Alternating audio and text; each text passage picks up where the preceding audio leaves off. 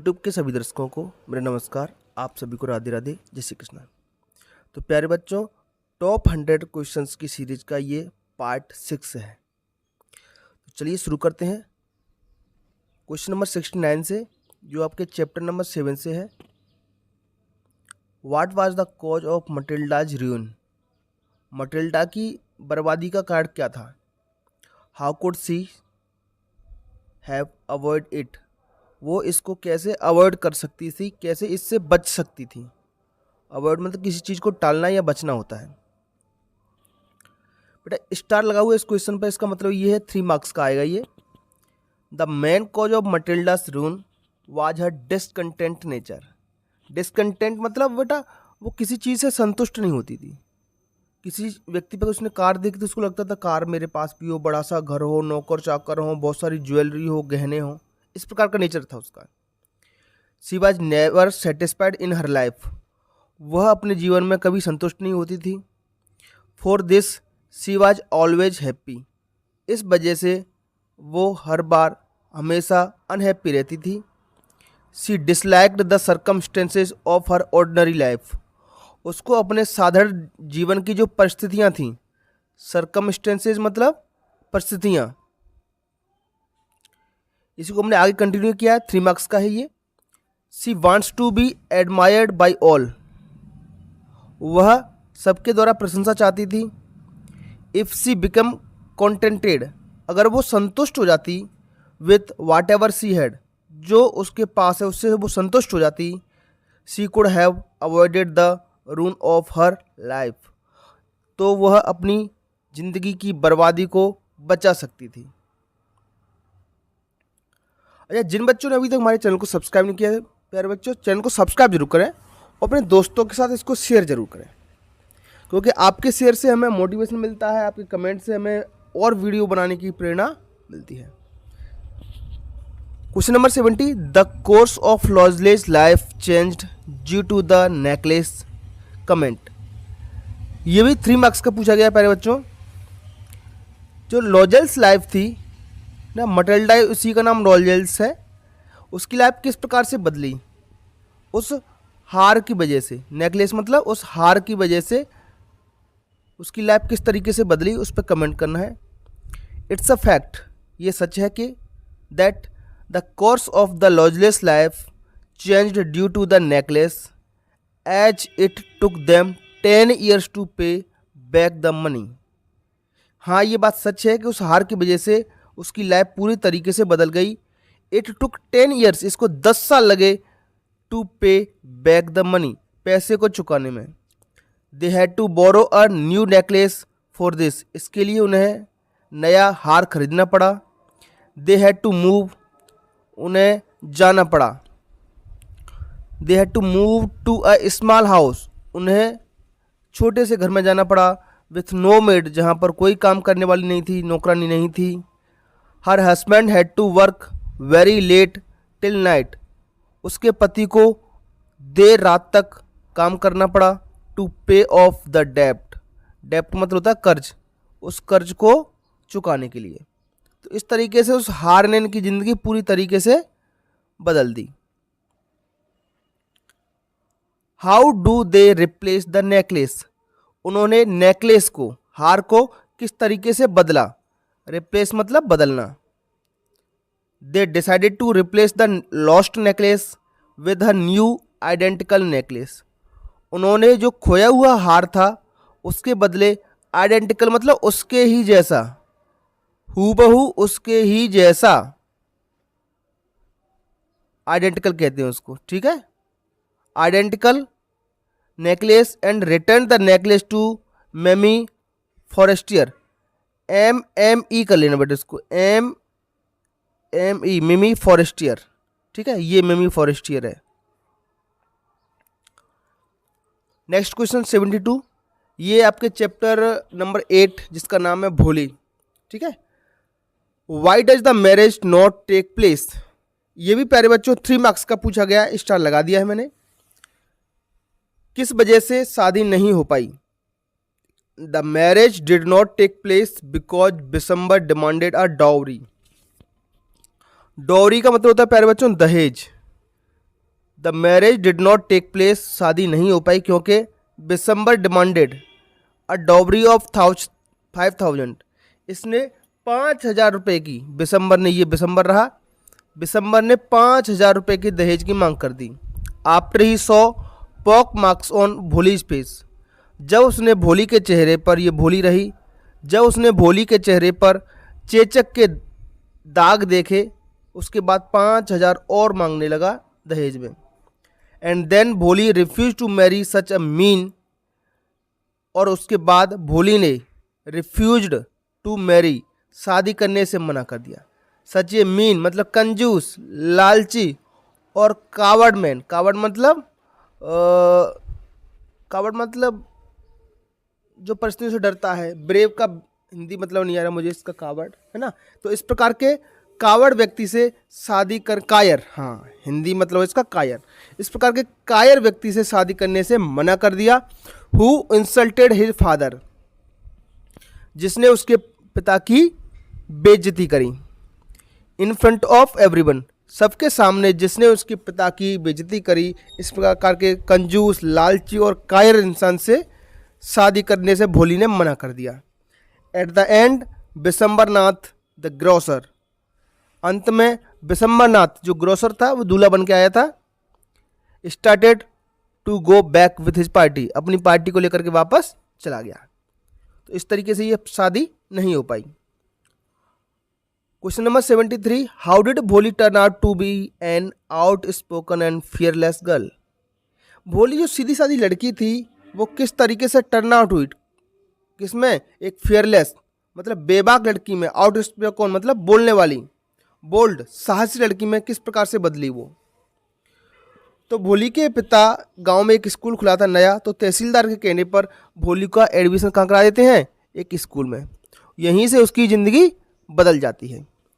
भोली was sent to the village school which transformed her into a bold girl, Bholi को गांव के school में भेजा गया जिसने उसको एक बोल्ड साहसी गर्ल में बदल दिया।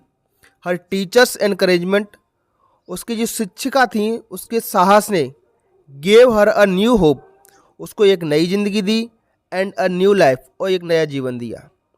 सी became a sharp outspoken fearless girl, वो बोलने वाली एक चतुर, तेज और साहसी लड़की बन गई।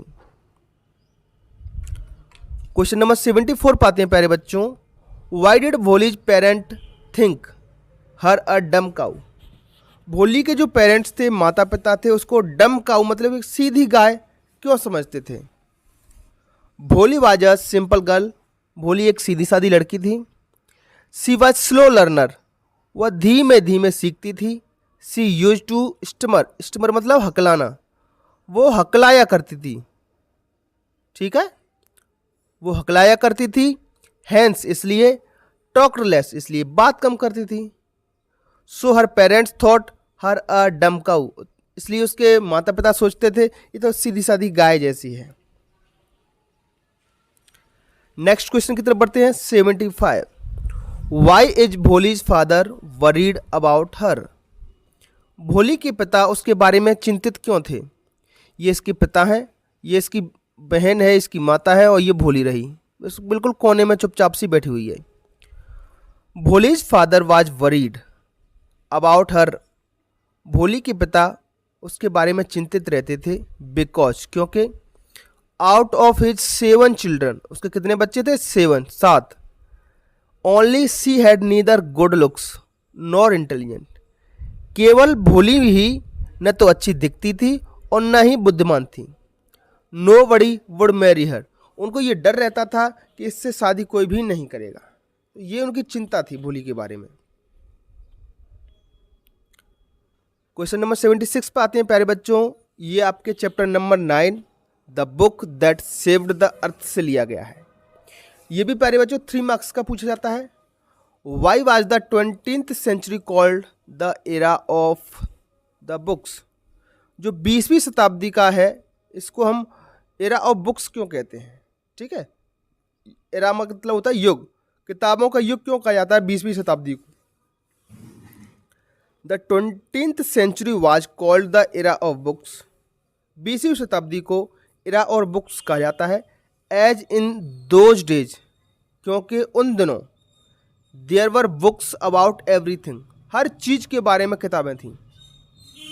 From anteater to Zulus, anteater मतलब जो चींटियाँ खाते हैं उन व्यक्तियों से लेकर जुलूज मतलब एक अफ्रीकन जो जनजाति होती है उसके बारे में भी किताबें थीं। बुक्स टॉट पीपल, किताबें लोगों को सिखाती थीं। हाउ टू, किस तरीके से। वेयर टू, कहाँ। व्हेन टू, कब। एंड वाई टू, और क्यों। कब, क्यों, कहाँ, किसका, ये सब कुछ किताबें सिखाती थी। दे इलस्ट्रेटेड, वे चित्रों द्वारा समझाती थी, व्याख्या करती थी। एजुकेट, ज्ञान को बढ़ाती थी। पंक्चुएटेड, हमको नियमित बनाती थी। एंड इवन डेकोरेटेड, और हमें सजाया संवारा भी करती थी। इस प्रकार की किताबें थी। तो इसलिए 20वीं सेंचुरी को हम एरा ऑफ बुक्स कहते हैं। क्या कहते हैं? Era of books. Question number 77, ये भी 3 मार्क्स का पूछा जाता है। Noodle avoids offending think tank, मतलब ऑफेंडिंग मतलब उसका प्रतिरोध नहीं करता था वो, है ना, थिंक टैंक का अवॉइड करता था noodles. But at the same time, लेकिन उसी समय ही करेक्ट्स हिज मिस्टेक्स, और उसी समय उसकी गलतियों को भी सुधारता था। How does he manage to do that, वह ऐसा किस प्रकार से मैनेज कर पाता था।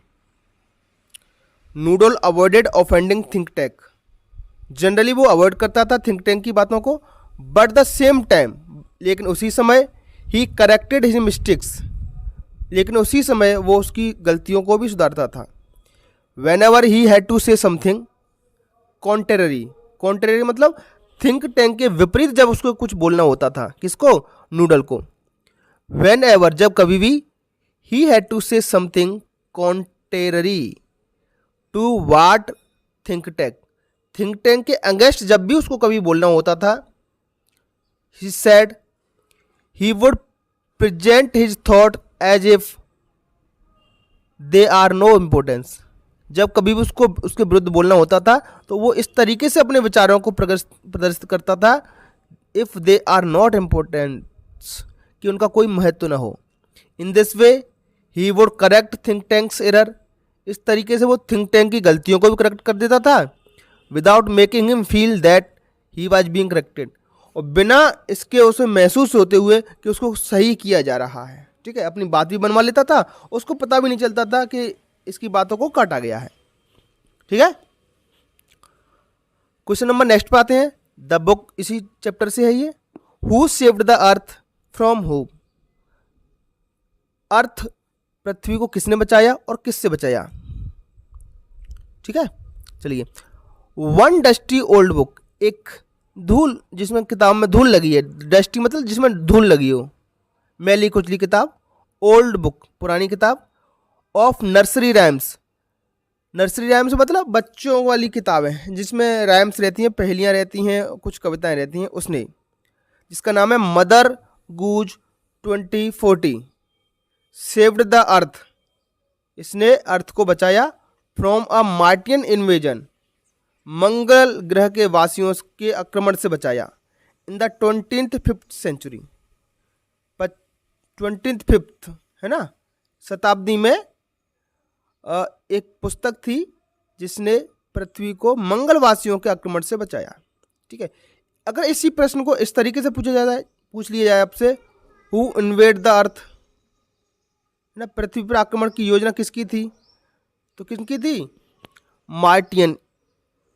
मार्टियन इन्वेजन, इन्वेजन मतलब होता है आक्रमण।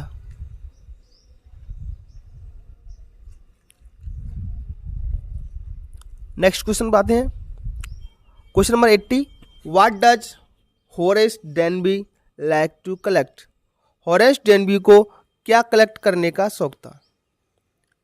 Horace Denby likes to collect rare and expensive books, उसको रेयर मतलब बहुत ही कम जो चीज़ मिलती है उसको हम कहते हैं रेयर, एक्सपेंसिव मतलब महंगी पुस्तकें कलेक्ट करने का शौक था। तो बेटा ये सारे के सारे क्वेश्चन आपके चैप्टर जो आपकी मेन बुक है फर्स्ट फ्लाइट और जो सप्लीमेंट्री बुक है फुटप्रिंट्स विदाउट फीट, इनके सारे मोस्ट इंपोर्टेंट क्वेश्चन मैंने 80 क्वेश्चंस में इंक्लूड कर दिए हैं। ठीक है, तो पहले आप इतना याद कर लीजिए। बच्चे कुछ 10-12 प्रश्न और हैं जिनके आने की संभावना बन सकती है, तो उन प्रश्नों के लिए मैं अलग से चाहूँगा तो एक और वीडियो बना दूंगा जो छूट गए तो पूरी इंग्लिश में से देख करके, ठीक है। मुझे पूरा विश्वास है बेटा आप इतने क्वेश्चंस को कर लोगे, तो 1-2 क्वेश्चन तो एक्स्ट्रा ही आते हैं प्रश्न में आपको, है ना। 3 प्रश्न आएंगे, उनमें से 2 सॉल्व करने होंगे, 2 में से 1 सॉल्व करना होगा, ठीक है। 12-13 में से 8-10 करने होंगे, इस तरीके से क्वेश्चन आते हैं।